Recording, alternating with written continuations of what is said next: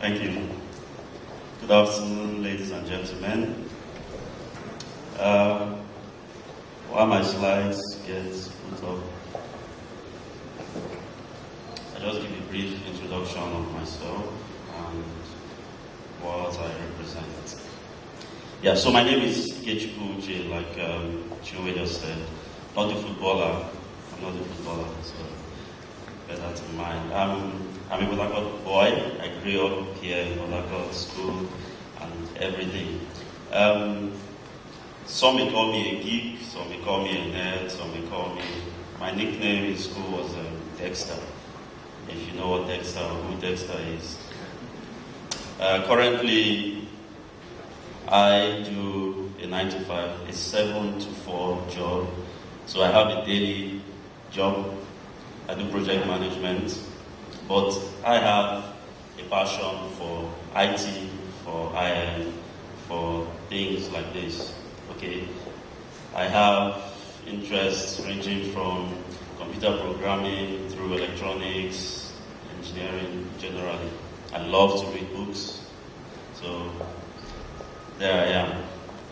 I have a personal mission to transform life as it is using computers, using IT, using technology. And that's part of the reason we set up Focus Hub, myself and my colleague. By the way, I'm here standing in the place of Godson Oborogo. He's the co-founder. I'm standing in the place of him. He was able to make it here today.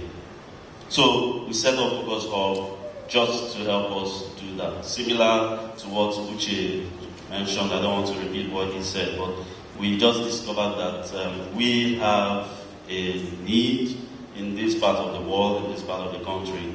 So it's not a competition, so to speak, but we discovered that we need to help people around this part of the world to bring their ideas to fruition.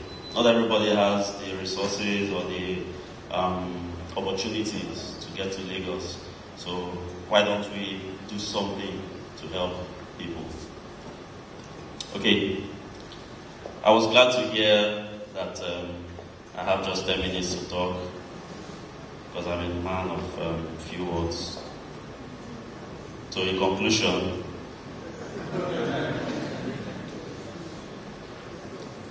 yeah, I'm actually 75% Igbo.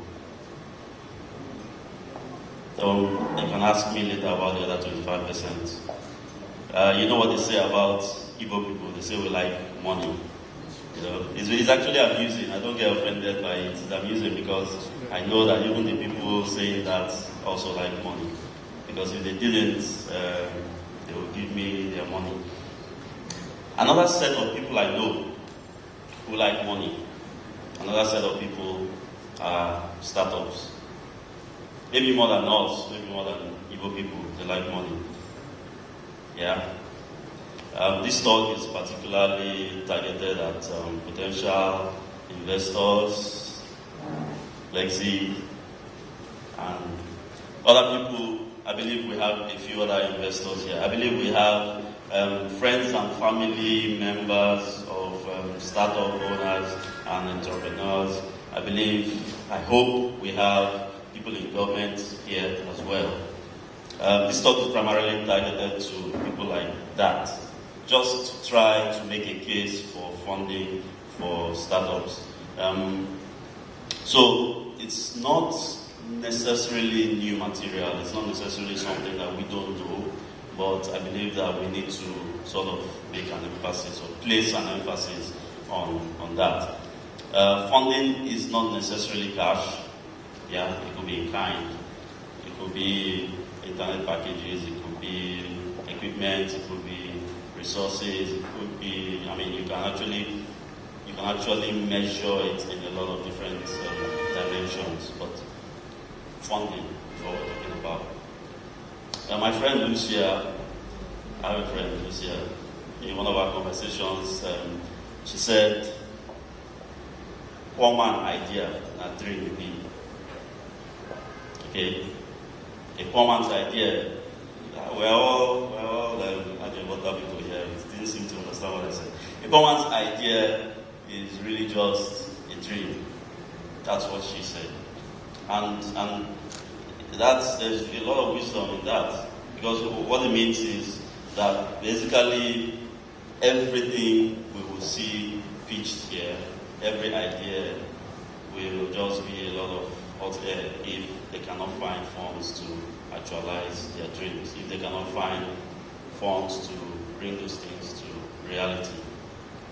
And I have a few, okay, my slides are on. Can you move to the next slide, please? Right, the next one. Yes, so I have a few references just to support Lucia's argument, as well as my own argument. There's an article by the Forbes magazine, and this article highlights that startups need 100% of their capital to start. It actually identifies lack of capital as the number one reason why startups fail. It sounds, like I said, it sounds like this is something we know. Yeah, but it will interest you to know that the same article puts lack of a business plan as the number 5 reason. That sounds counterintuitive, but I think there's some reality in that.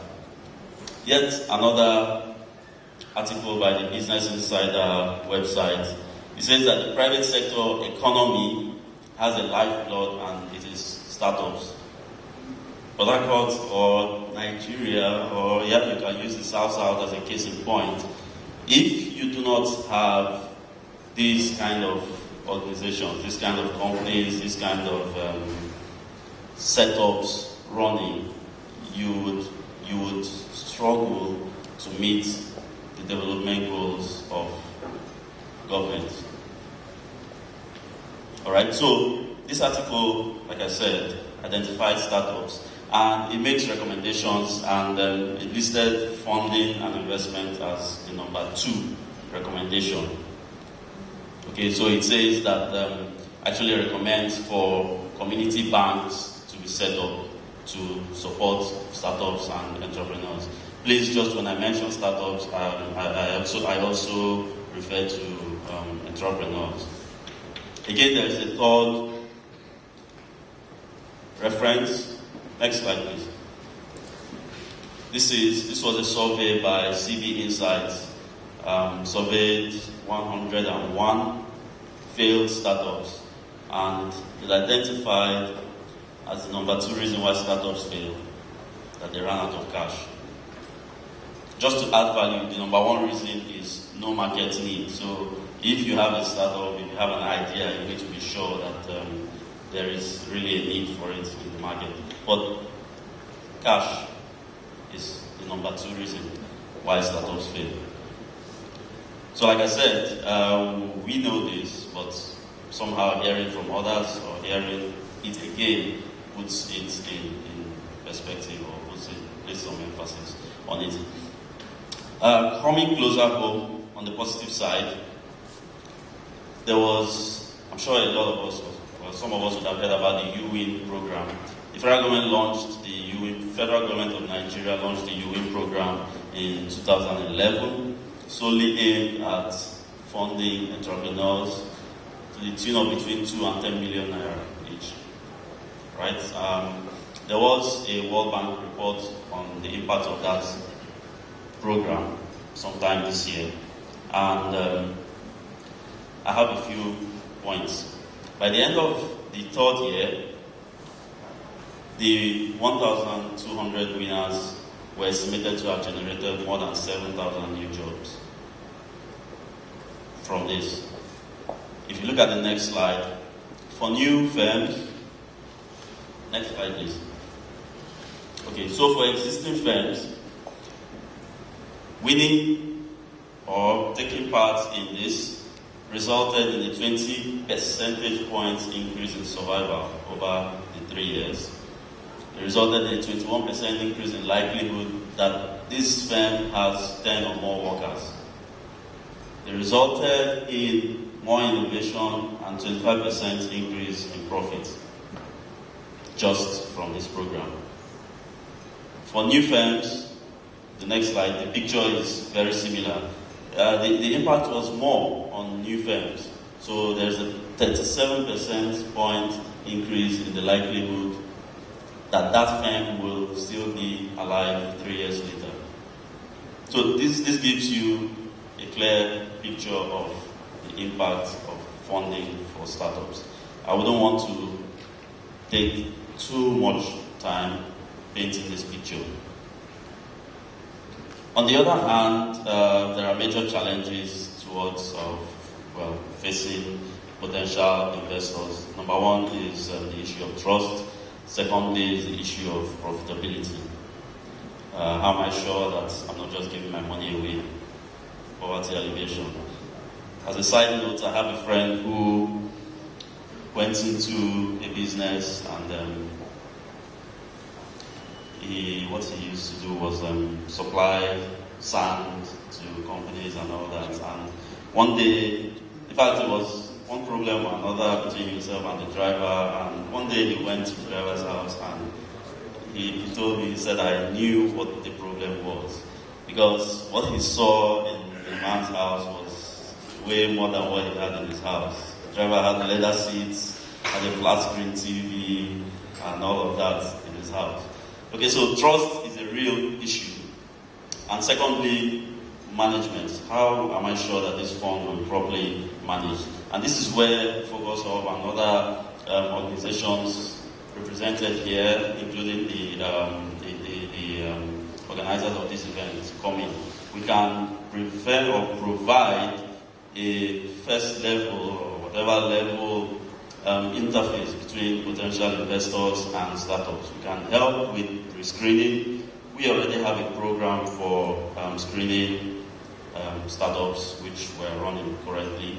We can help with pre-screening. We can help with monitoring and evaluation. Incidentally, one of us is a supervisor on the UA program. So we have these skills. What I just want to say is we have a responsibility in this room to develop the trust economy.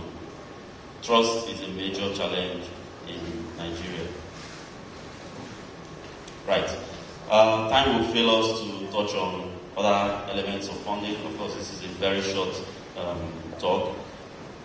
Things like interest rates and conditions for funding and all of that, those will be the subjects of other conversations, maybe here, maybe outside of here. But in conclusion, we cannot overemphasize the importance of startups, of entrepreneurs to the development of an economy, especially, again, an economy that is mining based, that is based on just getting resources out from the ground and doesn't really spread out like Uche mentioned. Poverty alleviation can only happen by creating jobs. That's the only way we can alleviate poverty. Startups need money. Thank you very much.